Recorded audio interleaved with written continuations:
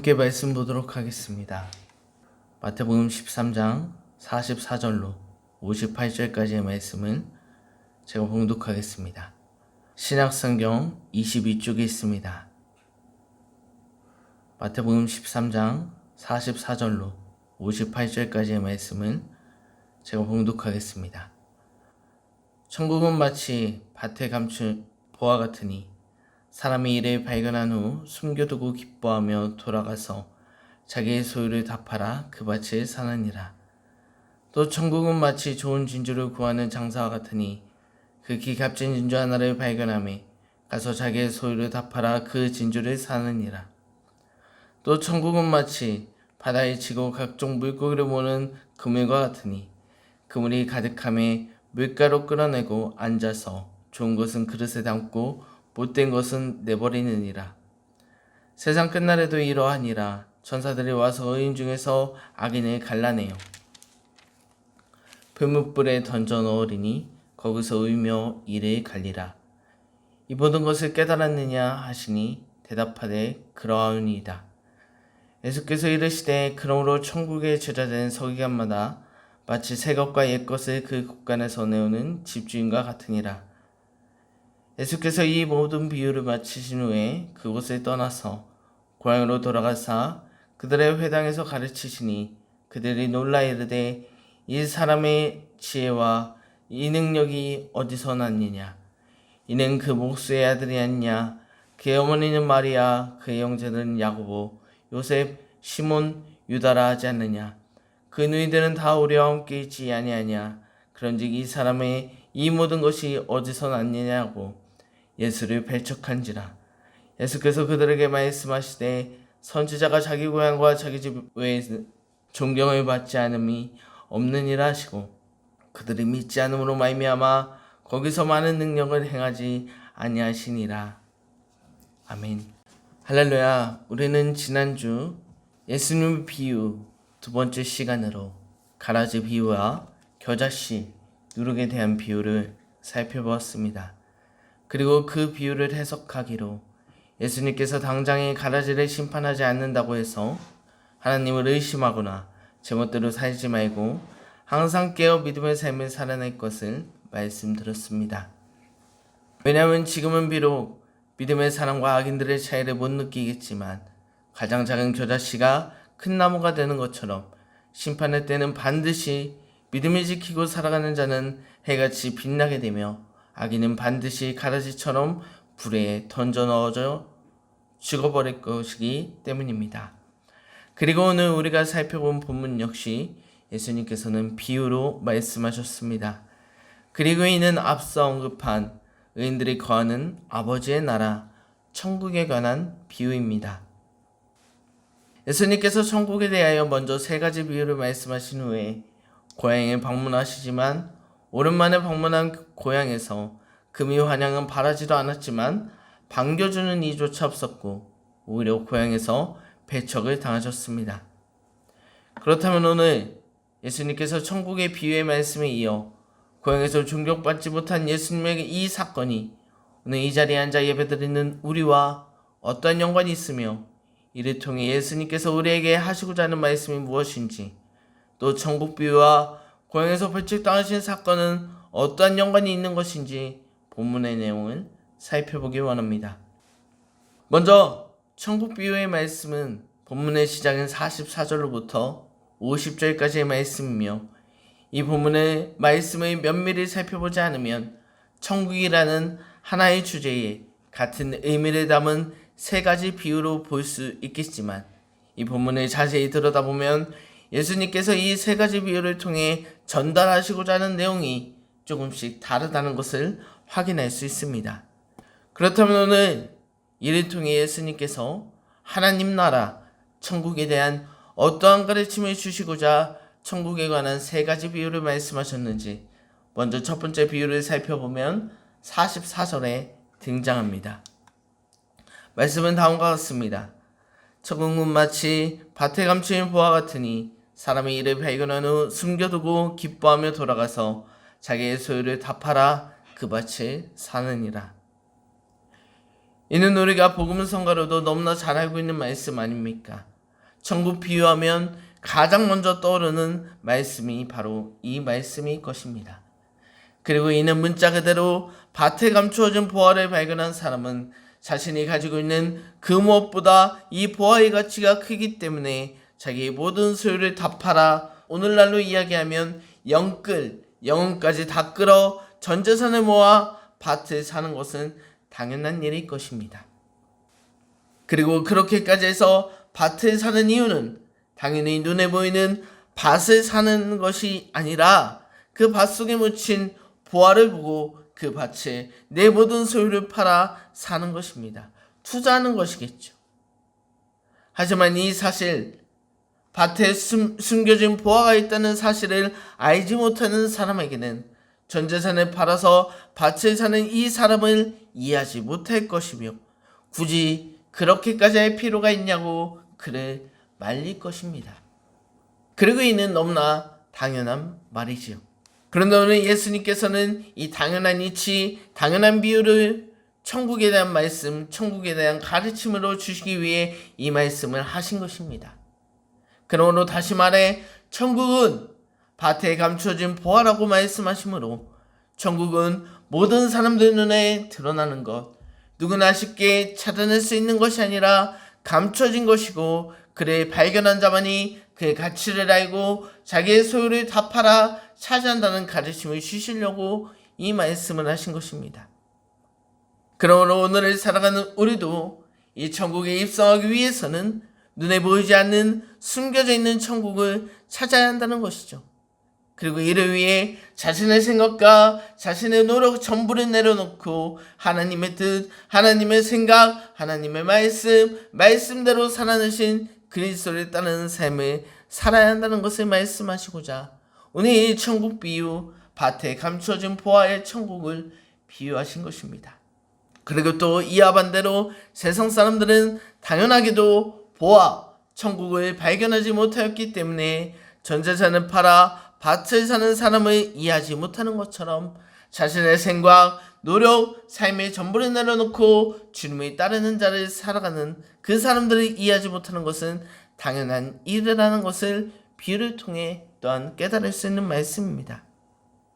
그러므로 오늘 예수님께서 말씀하신 이 천국에 관한 첫 번째 비유, 밭에 감춰진 비유를 정리하면 천국은 눈에 드러나는 것이 아니므로 천국, 그 하나님의 나라에 들어가기 위해 천국이 어디 숨겨져 있는지 찾아야 하며 그것을 위해 자신의 소유를 다 내려놓을 수 있는 자만이 천국을 차지할 것을 말씀하시는 것입니다. 그렇다면 여기서 드는 질문이 있으니, 그렇다면 우리는 천국, 그 보화가 감춰진 땅을 어떻게 찾아야 한다는 것입니까? 신만이처럼 최대한 많이 돌아다니며 땅을 파보고 보화가 있는지는 없는지 발견해야 합니까? 물론 보화를 얻느니 천국을 발견하는 그 일은 우리에게 좋은 일이므로 당연히 그렇게 해야 된다 말할 수 있겠지만, 우리를 사랑하시는 하나님께서는 이를 생각보다 어렵지 않게 만드셨습니다. 그리고 이는 이어지는 천국에 관한 두 번째 비유, 좋은 진주를 구하는 장사의 비유에서 확인할 수 있습니다. 말씀을 보면 그 장사가 극히 값진 진주 하나를 발견함에 가서 자기의 소유를 다 팔아 그 진주를 사느니라 라고 말씀하시므로, 이는 우리가 앞서 살펴본 예수님께서 천국을 보화에 비유하여 보화를 발견한 사람이 자신의 소유를 다 팔아 밭을 산다는 말과 비슷한 구조로, 이번에는 천국을 좋은 진주를 구하는 장사에 비유하시어 그가 값진 좋은 진주를 얻기 위해서 자기의 소유를 다 팔아 진주를 산다고 말씀하고 계십니다. 그렇다면 이 구조가 비슷한 두 비유이므로 앞서 살펴본 보화를 발견한 사람과 좋은 진주를 구하는 장사는 같은 사람을 의미하는 것일까요? 하나님의 말씀을 듣는 자, 그리스도를 믿는 우리는 자신의 소유를 다 팔아서 밭도 사고 진주도 사야 한다는 말씀입니까? 그렇다면 제가 왜 앞서 진주의 비유를 언급하기 이전에 하나님께서는 우리에게 보화가 묻힌 땅을 찾는 것을 어렵지 않게 만드셨다 말씀드렸는데, 이와 진주는 어떠한 연관이 있는 것입니까? 점점 내용이 정리되는 것이 아니라 불안하고 있지 않습니까? 결론부터 말씀드리면 진주를 구하는 장사꾼은 보화가 묻힌 밭을 사는 사람, 주님을 믿고 의지하는 자 우리가 아닙니다. 오히려 이 비유에서 우리를 의미하는 것은 값진 진주입니다. 진주인 우리를 위해 자기의 소유를 다 파는 자는 누구일까요? 바로 그것은 오늘도 우리를 위해 직접 비유로 말씀하고 계시는 예수님입니다. 그러므로 그가 진주를 사기 위해 그가 직접 진주를 찾아 나서는 것이고, 자기의 소유를 다 팔아 진주를 사신다는 의미는 그가 이곳저곳 돌아다니며 천국 복음을 전파하시는 모습으로, 또한 앞으로 우리를 위해 목숨을 바치신 십자가 사건을 의미하는 비유의 말씀인 것입니다.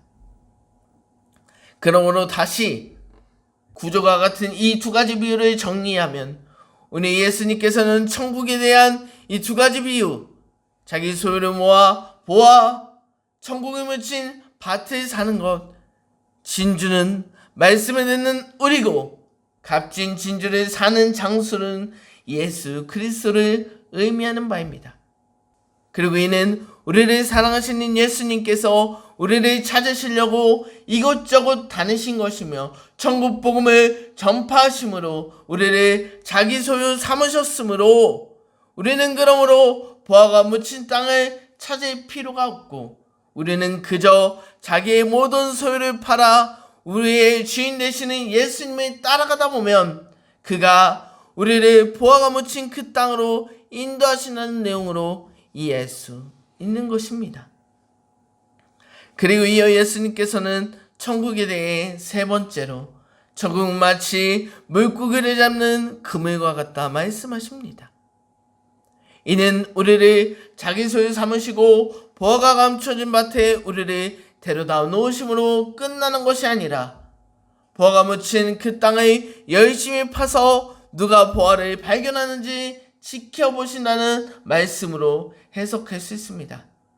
그리고 예수님께서는 이를 지켜보신 이후에 열심히 다하는 자, 보화를 찾는 자는 그릇에 남으시고, 열심히 다하지 않는 자, 보화를 찾지 못하는 자를 내다버리심으로, 이는 지난주에 언급한 의인과 악인을 걸러내는 세상 끝날을 비유하시는 것입니다.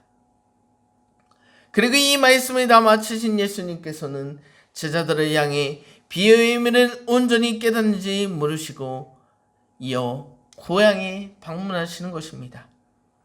하지만 앞서 언급한 바와 같이 고향에 도착하신 예수님의 상황은 그리 좋지 못했습니다. 왜냐하면 고향 사람들은 예수님을 배척했기 때문이죠. 그렇다면 고향 사람들은 하나님의 아들로서 복음을 전하는 말씀의 삶을 살아내고 가르치신 예수님을 왜 배척하였을까요? 이래도 지금껏 메시아라고 말하는 예수님이 오셨음에도 자신의 상황이 변하지 않자 그를 의심하는 바리새인들을 비롯한 율법학자들과 같은 의미로 예수님을 배척한 것일까요? 그렇지 않습니다. 고향 사람들이 예수님을 배척한 이유는 이들과 다른 이유가 있었으니, 이어지는 55절, 오랜만에 고향에 방문한 예수님의 가르침을 바라보는 그들의 대화를 보면 알 수 있습니다. 그들은 예수님을 향해 이는 그 목수의 아들이 아니냐? 그 어머니는 마리아, 그 형제들은 야고보, 요셉, 시온, 유다라 하지 않느냐? 라고 말하므로, 이 고향 사람들은 오늘 예수님을 배척한 이유는 오히려 내가 예수를 잘 안다, 그 가족과 유년기를 다 알고 있다, 익숙하다는 이유로 예수님을 배척한 것입니다. 이를 더 풀어 설명하면, 고향 사람들의 입장에서 생각해 보았을 때 우리는 저 예수의 부모와 가족을 다 알고 있고 또 그가 어떻게 다녔는지 다 알고 있는데 어찌 당신이 메시아란 말이냐? 라고 생각하며 내가 너를 잘한다, 예수를 잘한다는 착각 속에 빠져 예수님의 가르침을 믿지 않고 배척한 것입니다. 그러므로 예수님께서는 자신이 그저 어렸을 때 봤던 꼬맹이로 생각하는 고향 사람들에게 많은 능력을 행치 못한다는 말씀으로 13장의 말씀을 마치십니다. 오늘 본문의 내용을 복기해 보면 먼저 예수님께서는 천국에 관한 3가지 비유를 드셨고 이후에 고향에서 배척받으신 내용이 등장합니다. 그리고 저는 이 말씀을 본문으로 정하고 말씀을 묵상하고 준비하면서 천국에 관한 비슷하지만 각기 다른 이 3가지 비유와 그가 고향에서 배척받으신 말씀의 연관성, 예수님께서 이를 통해 오늘을 살아가는 우리들에게 전달하시고자 하는 내용이 무엇일지 곰곰이 생각해 보았습니다. 또한 본문을 너무 크게 잡은 거 아닌가 라고 생각했습니다. 그리고 점점 더 이 말씀에 대해 묵상하고 나섰을 때 오늘 예수님을 안다고 배척하는 마을 사람들은 마치 땅속에 보화가 있다는 사실만 알고 있는 사람들이 아닌가 라는 묵상을 하게 되었습니다. 그렇습니다. 여러분, 땅속에 보화가 있다는 사실을 알고 있다면 어떻게 해야 됩니까? 오늘 보화를 산 사람과 마찬가지로 그 땅을 사는 것은 물론이고 열심히 그 땅을 파서 보화를 꺼내야 비로소 그 보화가 내 것이 되는 것 아닙니까? 이와 마찬가지로 예수님께서 우리를 사랑하심으로 우리를 천국 구원의 자리로 인도하셨다고 해서 우리가 아무런 노력을 하지 않아도 구원받는다는 사실이 아님을 기억하였으면 좋겠습니다. 그리고 우리는 우리를 구원의 자리로 인도하시려 마치 좋은 진주를 구하기 위해 이곳저곳 다니시고 자기의 전부를 다 팔아 우리를 구원의 자리로 인도하시는 예수님께 감사하며 그의 뜻을 따라 열심히 믿음의 삶을 들고 땅을 파야만 우리는 보아 구원받는 자가 된다는 사실을 기억하며 예수님께서는 그 행동을 하지 않는 사람들을 그를 배척하는 고향 사람들을 통해 예시로 보이신 것이 아닌가. 그래서 오늘 예수님께서 고향에 방문하셨다는 말씀의 수식어가 모든 비유를 마치신 후에 라는 말씀으로 시작하신 것이 아닌가 라는 묵상을 하게 되었습니다. 그러므로 오늘도 어김없이 이 자리에 나와 예배드리시는 귀한 성도 여러분, 오늘의 이 본문 말씀, 고향 사람들이 예수님에 대해 아는 것과 그의 능력을 경험하는 것은 별개이듯이 우리가 천국 구원에 대해 아는 것과 구원을 받는다는 사실은 별개라는 사실을 기억합시다. 그리고 우리가 스스로 점검하시길, 나는 정말 나를 자기 소유 삼기 위해 이곳저곳 다니시며 목숨까지 바치신 예수님을 얼마나 묵상하며 그가 우리에게 선물로 주신 그 구원의 가치를 얼마나 귀히 여기고 나의 삶 속에서 또한 그의 뜻에 따라 구원받는 백성의 삶을 드러내고 있는가, 이것을 우리가 점검하기 원합니다. 그리고 우리가 지금부터라도 우리의 신앙이 천국 구원을 아는 것을 넘어 구원받는 자로서 각자의 삶 속에서 예수님께서 우리를 위해 최선을 다하신 것처럼 나의 삶을 온전히 주님 뜻에 맡겨드리는 참된 신앙인의 삶을 살아가시길 주님의 이름으로 기도드립니다.